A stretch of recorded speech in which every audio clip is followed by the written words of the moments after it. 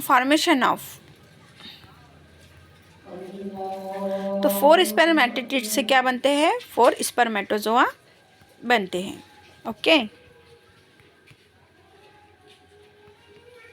Next अगर हम देखेंगे तो ये प्रोसेस है हमारी स्पर्मेटोजेनेसिस की।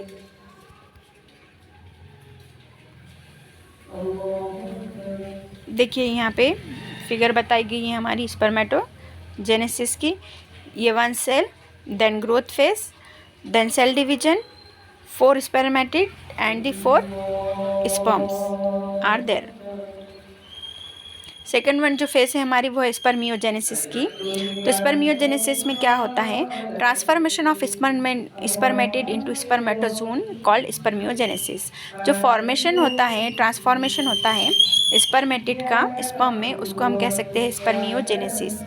Spermatid contain nuclei, Golgi bodies, mitochondria, centriole contain haploid number of chromosomes and during differentiations organelles undergo changes. तो ये जितने ऑर्गन हैं ये है कि नहीं क्या होते हैं, जब डिफरेंशिएट होता है स्पर्म तो ये अपने अपने रोल प्ले करते हैं, जैसे कि स्पर्मेटिड है, गोल्गी बॉडीज है, माइटोकॉन्ड्रिया है, सेंट्रियोल है।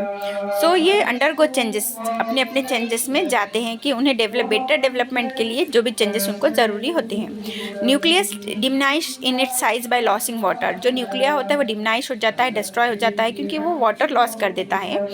उसके बाद जो क्रोमोसोम है वो क्लोजली पैक्ड होते हैं, न्यूक्लियस और आरएनए डिसअपियर हो जाता है। Golgi body develop into the acrosome, acrosome में डेवलप हो जाती है। Golgi body in form of vacuoles, और कई बार वो वैक्यूल्स में भी चेंज हो जाती हैं। Small vacuole fuse together into large vacuole. तो जो एक्रोजोम और गोल्गी बॉडी जो वैक्यूल्स फॉर्म करती है तो वो स्मॉल जो वैक्यूल्स होते हैं वो क्या करते हैं, एक लार्ज वैक्यूल बना लेते हैं। So this large vacuole called as the acroblast, and acroblast dense body called proacrosomal developed, so is over front part of a nucleus। तो ये जो proacrosomal part होता है ये front part होता है न्यूक्लियस का। Okay, so this proacrosomal granule enlarge and form acrosomal granule। तो proacrosomal granule किस में चेंज हो जाता है, acrosomal granule में क्या हो जाता है, चेंज हो जाता है। So you can see here the head is equal to acrosome plus nucleus। head में acrosome भी present होता है और nucleus भी present होता है। then centrosomes of spermatid contains 2 centrioles move towards nucleus। तो जो centromere में centrioles होते हैं वो nucleus की तरफ बढ़ते हैं और अपनी पोजीशन ऑक्यूपाई करते हैं एंड डिप्रेस्ड हो जाते हैं पोस्टीरियर साइड से। So surface of the nucleus and one of the 2 centriole of the 2 placed in depression called proximal centriole, the other is distal centriole. तो जो सेंट्रियोल 2 है उसमें से एक का नाम है प्रॉक्सिमल सेंट्रियोल, सेकंड वन है distal centriole. So the distal centriole develop filament like structure called axial filament। it elongated and formed tail by cytoplasmic sheet and free from cytoplasmic sheet is in place of piece of a tail। तो जो cytoplasmic sheet होती है वो जहाँ पे ख़त्म होती है तो उसे हम कहते हैं piece of a tail। okay, then mitochondria। so in mammal mitochondria gathered large mass of the centriole called mitochondrial cloud। it twisted spirally around proximal part of axial filament while in other animal it arranged into band। तो ये जो sperms है इस यहाँ पे किस तरह से क्या है, स्पायरली ट्विस्टेड है माइटोकॉन्ड्रिया, जबकि एनिमल्स में क्या होता है, फिलामेंट के स्ट्रक्चर में प्रेजेंट होता है mitochondria. So which clump together in compact mass and the region form a middle piece. तो ये स्पायरली रहता है और कॉम्पैक्ट मास में क्या होता है, एक दूसरे के करीब आ जाता है जिसकी वजह से इसे ये मिडल में प्रेजेंट होता है। नेक्स्ट अगर हम देखेंगे around the surface of a middle piece the cytoplasm form condensed sheet called मैंचिट्टी।